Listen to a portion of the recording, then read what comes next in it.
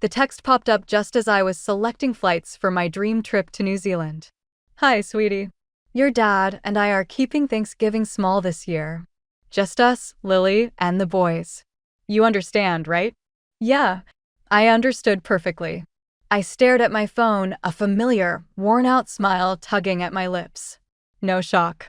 Just the deep, quiet exhaustion that comes with predictability. My name is Daniela Morgan. At 37, I've mastered the art of being a footnote in my family's narrative. My younger sister, Lily, with her flawless home, her adorable twins, her picture-perfect life, has always been the headline. Last year, when I landed the biggest client for my consulting firm, the celebratory dinner was dominated by talk of Lily's new quartz countertops. So, my reply was automatic. Of course, Mom. Enjoy the quiet time. My thumbs didn't falter, even as that old, hollow ache bloomed beneath my ribs. But their message was irrelevant. It was just a final piece of confirmation for a decision I'd made months ago. 2 months ago, to be exact, when I quietly reserved every room at a remote mountain lodge. A place with 0 bars of service, where snow-dusted peaks stood guard over silent forests of fir.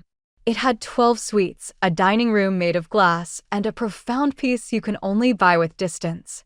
It was my gift to myself, a sanctuary after a lifetime playing the forgotten daughter.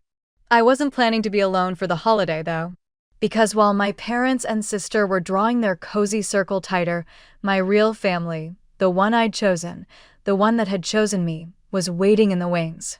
Aunt Rosa, who never missed a single school play my parents forgot. Uncle Victor, who packed up my dorm room because Dad had a can't-miss meeting. The swarm of cousins who actually remembered my birthday and cheered for my promotions with authentic pride. When I sent the invitation to them for a Thanksgiving at the lodge, my phone lit up with joy. Aunt Rosa, tickets are booked. Gabriel and I are counting the hours. Uncle Victor, a screenshot of the lodge website. Is this real life? Cousin Tara, sleigh rides. I'm sobbing already. Count us in. Cousin Nate, bringing my good camera. This is going to be legendary. 21 yes. The lodge would be bursting at the seams with laughter and connection, with not one single seat left for Mom, Dad, or Lily. I planned everything. A curated menu from a celebrated local chef, guided snowshoe hikes, wine tastings by crackling stone fireplaces. A Thanksgiving feast that would honor a simple truth. Real love shows up. It doesn't just appear when it's convenient. My mother's words echoed in my head. We need the space this year. Meanwhile, my chosen family and I would be sharing stories and passing dishes under a blanket of stars. For the first time, they would understand the view from the outside. My phone buzzed again. Mom, maybe we can see you at Christmas? It depends on Lily's calendar, of course. A dry, silent laugh caught in my throat. Always on their terms. Always contingent on Lily's world, as if my time were just filler material for her life. I didn't answer. I poured that energy into my plans. The lodge staff were pros, but I checked everything. Personalized welcome baskets. A finalized itinerary of sleigh rides and movie nights. I even hired a photographer to document our week of gratitude. A week before Thanksgiving, Mom called. Daniela, honey, I hope you're not hurt about the holiday. You know how wild the boys are at this age. And your father just can't handle the chaos anymore.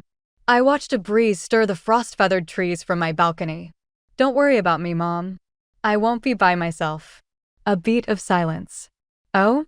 With work friends or something. The hesitant surprise in her tone was almost funny.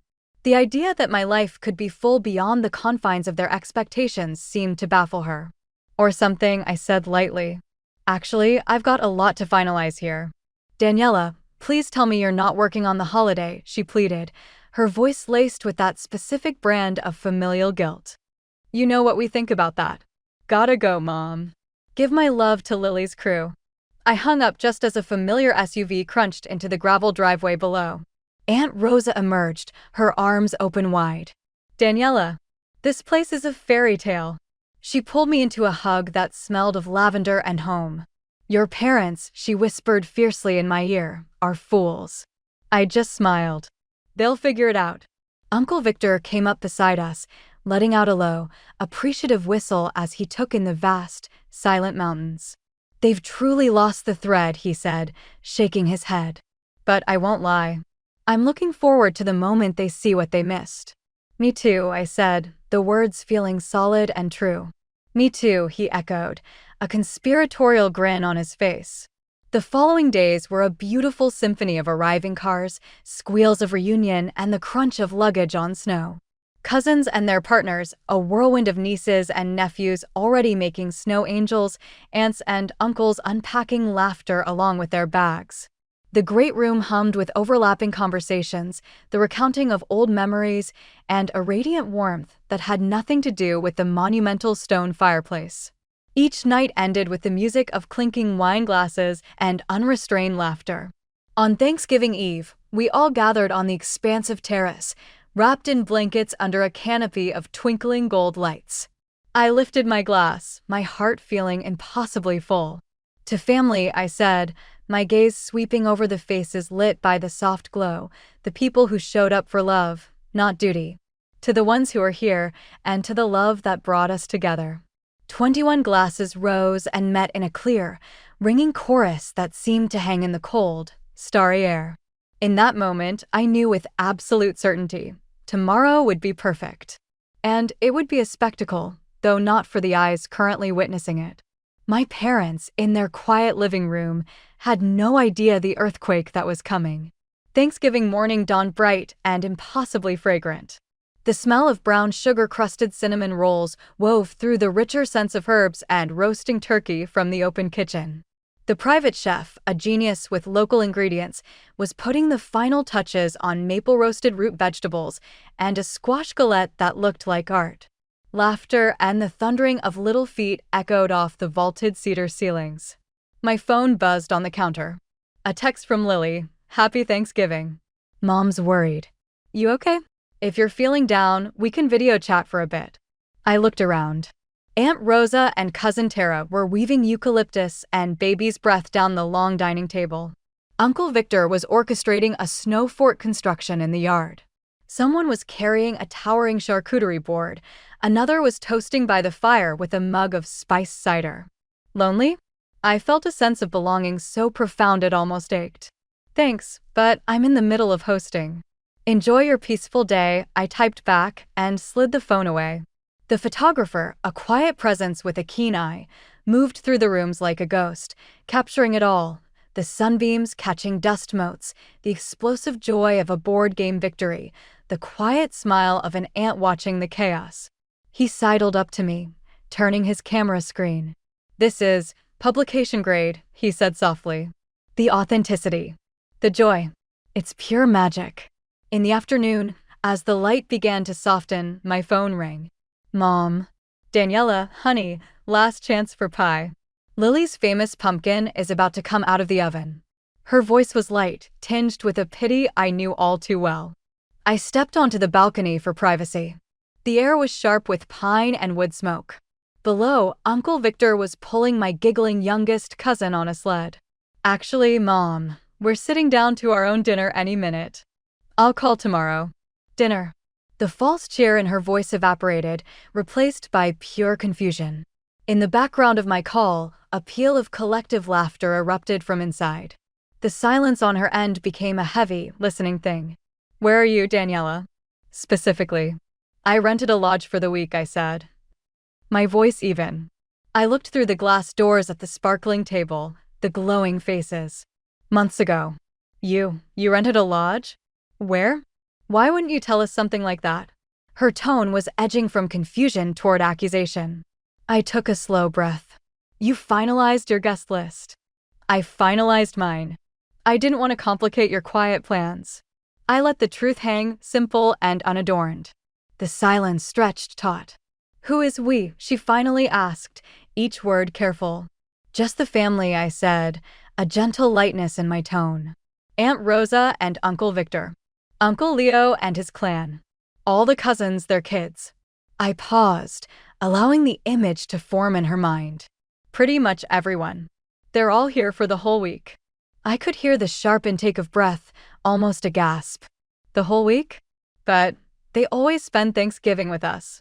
People go where they feel celebrated, Mom, I said, my voice quiet but firm. Traditions can change. This feels deliberate, Daniela. It feels mean. We just wanted a peaceful. I have to go, I interjected, my tone leaving no room for argument. The photographer is calling us for a group picture, and the first course is being served. I ended the call without waiting for a reply.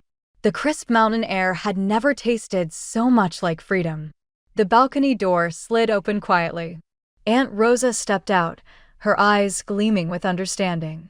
Let me guess, she murmured, wrapping an arm around my shoulders. The penny just dropped for your mother. I leaned into her hug, the solid comfort of it a stark contrast to the hollow feeling my family usually left me with. Something like that, I whispered back. Good, she said, her voice firm. Let it marinate. Maybe next time, they'll check for everyone in the car before they lock the doors. The feast that followed was nothing short of sublime. The private chef presented a masterpiece, maple brine turkey with a skin like stained glass, wild mushroom phyllo purses that burst with earthy truffle, a cranberry bread pudding that made everyone groan with pleasure. Laughter and stories flowed more freely than the Okanagan Valley Pinot Noir. The long table was a river of candlelight under the twinkling fairy lights, and beyond the glass, the sky melted into shades of honey and burnt coral. For the first time in my life at a family gathering, I felt no phantom limbs, no absence. My world was complete, seated right there. My phone buzzed persistently in my pocket, a series of texts from Lily, missed calls from Mom, alone, puzzling attempt from Dad. I let it hum. I was anchored in the present. I savored Uncle Leo's outrageous tale of a 90s concert gone wrong, cheered as little Ruth executed her third pumpkin pie heist, and held my breath as Cousin Nadia gave a wobbly, heartfelt toast. The photographer was a shadow with a camera, capturing the unscripted magic, the tears of laughter, the stolen glances, the comfortable silences. This was our story, and it was being documented in real time. Long after midnight, with the dishes washed and the stars piercing the velvet sky, I finally glanced at my phone. The notifications were a stack, but one made me pause. Lily had added me to her Instagram close friends list. A dry smile touched my lips. The first ripple. I knew the tsunami of social media was coming tomorrow.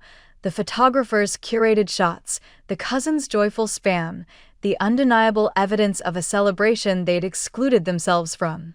But that anxiety was for tomorrow. Tonight, my gratitude was a tangible thing, woven from the love of the people who had chosen their chairs at my table. The next morning, I was woken not by an alarm, but by the aroma of sizzling bacon and the symphony of happy chaos from below. Through the frost-kissed glass, I saw my cousins on the terrace, steaming mugs in hand, while a pack of kids drafted snow angels into the meadow and launched the first volleys of a snowball war. My phone, charging on the nightstand, was having a seizure. The photographer's first batch of images had landed overnight, and the social media avalanche had begun. I scrolled, my breath catching. There it was, our golden hour feast, the table glowing against the dramatic mountain backdrop. The kids bundled in colorful knits, mid-collapse in a pile of snow. Candid shots of deep conversation by the fire, of heads thrown back in laughter. They were breathtaking. Aunt Rosa had already posted an album titled Found Family and Found Joy, a Thanksgiving in the Mountains. Her caption read, "Sometimes the family you choose gives you everything the one you were born into couldn't." Thank you, Daniela, for this beautiful reminder. The comment section was a public square of awe and pointed questions from my parents' entire social circle. This looks incredible. Where is this? Wait, Julia, you're not there? The direct fallout was immediate. Lily's call came through, sharp and strained. What is this, Daniela? A lodge? You have everyone there? Mom is having a full-blown crisis. Her phone is blowing up. Now you understand the view from the outside, I said, my voice calm as I watched a squirrel navigate a frost-laden branch. It's the same view I had for every picnic, every birthday party you called, just for immediate family. This isn't the same, she insisted, her frustration crackling down the line. It's exactly the same. You curated your small, perfect circle. I simply built a bigger, warmer one. In the background, one of her twins began to wail. Her voice dropped, fraying at the edges. You don't get it. Mom is humiliated. People are asking questions we can't answer. The Kowalskis already called to regretfully decline our Christmas invite because they're hoping for an invite to your New Year's. A genuine laugh escaped me. I haven't uttered a word about New Year's. It seems my family is doing the planning for me. I let the sweetness linger in my voice. I do hope you all got the serene, quiet Thanksgiving you wanted. A long, static-filled pause. Then a quiet, defeated admission. It was awful. Dad slept through the game. The boys were monsters. Mom just scrolled through her phone, watching the likes on your photos come in. It was empty. No, I said softly, the truth of it settling between us. It wasn't Thanksgiving at all. I slipped the silent phone into my pocket and walked back into the warmth of the porch. The scene was a living postcard of contentment, Uncle Leo detailing a snowmobile route on a map, Aunt Rosa and Cousin Tara debating which local artisan market to hit first. The kids in a heated but happy debate about snow fort architecture versus hot spring soaking. The air buzzed with plans made out of pure desire, not obligation. Then, the ringtone I'd assigned to my father cut through the chatter. I stepped back into the crisp air to answer. Princess. His voice was the same soft, persuasive instrument from my childhood, always deployed to gently steer me toward Lily's needs. Your mother and we've been talking. Dad, I'm literally walking out the door with everyone for the day. Can this wait? It's about family, he said, the word heavy with implication. About sticking together. Through the fogged glass of the door, I saw my cousin helping my niece into a tiny snowsuit, both of them laughing. Your mother, he continued, is very, very hurt by all this. I don't doubt it, I said, my voice steady. But do you know what I was for years, Dad? I was hurt. Every single time you glanced over my report card to ask about Lily's soccer game. Every time my big news was met with a "that's nice," before the conversation pivoted back to her. The difference isn't that I got hurt. The difference is I used that hurt as fuel to build a life that doesn't have a vacancy for your neglect anymore. He was quiet for a long moment. To plan a whole holiday, to essentially steal away the entire family without a word. Daniela, that's a cruel way to make a point. It's not kind. I let the truth of his statement hang in the frozen air. You're right, Dad, I finally said. It wasn't kind. But neither was a lifetime of being your second choice. Enjoy the rest of your quiet weekend. Uncle Leo is waiting for me. The days that followed were a golden, blissful blur. We left our tracks on pristine snowshoe trails, toasted with local wine by a vineyard's roaring fire, and learned to sear elk tenderloin under the guidance of a charismatic chef from Calgary. All the while, the photographer's shutter clicked, capturing the sled races, the competitive board game nights, the intimate dinners. Each photo that hit social media was a grenade of joy in my parents' meticulously quiet world. Their feeds filled with comments from friends and acquaintances. This looks amazing. You didn't go. Did Julia and Dennis know about this? I, the overlooked daughter, was now the fascinating architect of the event of the season. On our final morning, as suitcases were hauled to cars amid promises to reunite soon, Aunt Rosa pulled me into a fierce embrace.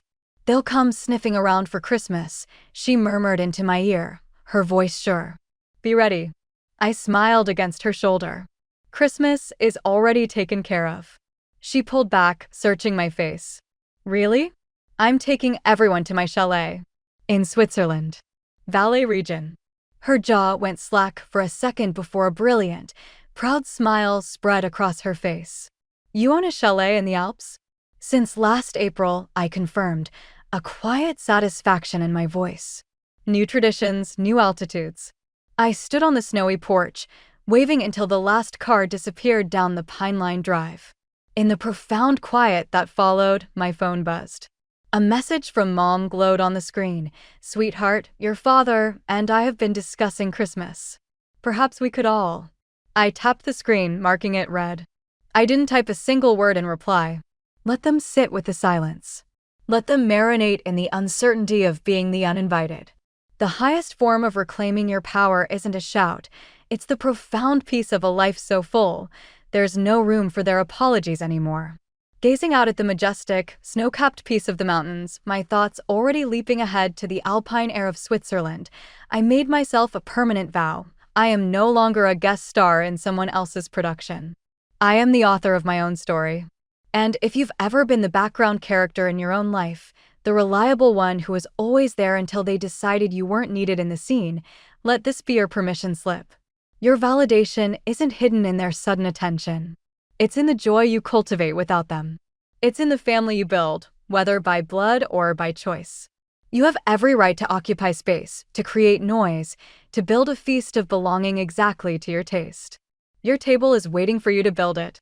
So pull up a chair. Let's build new traditions together. Heart emoji.